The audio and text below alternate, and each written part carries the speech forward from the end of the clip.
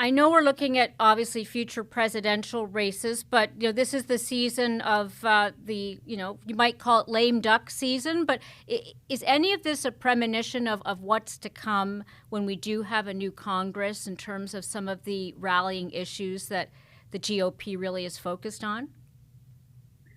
Well, I mean, I definitely think that big tech and what they allow on their platforms is just going to be a prominent issue, especially as campaign season picks up. I mean, it played such a role in our previous presidential elections, misinformation.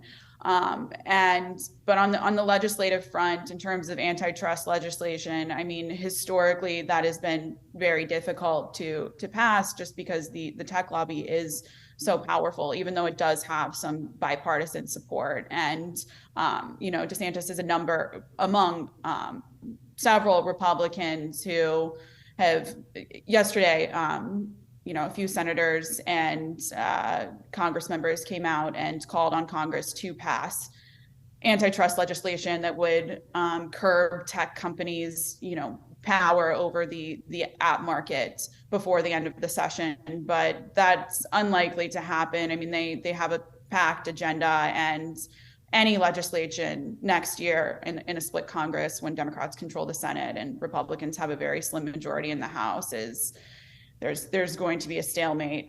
So I don't foresee much movement on antitrust legislation, but there are other mechanisms for reining in tech companies as well. Rhetoric's powerful, Sarah, and there are other ways to keep tech giants in check, right? Yes, I mean, Epic Games has filed a lawsuit against Apple for its refusal to allow it to use third-party payment platforms, which is similar to Musk's dispute with Apple right now, that they're charging a 30% fee for in-app purchases. And Apple has really fought back against this lawsuit.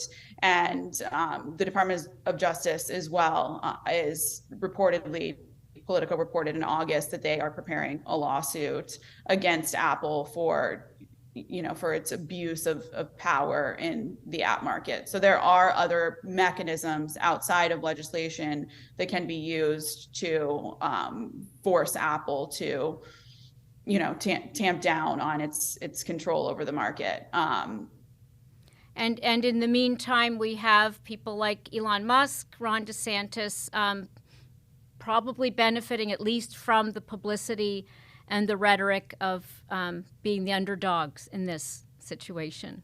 So I'm sure there's more to come. Thanks a lot, Sarah. Thank you.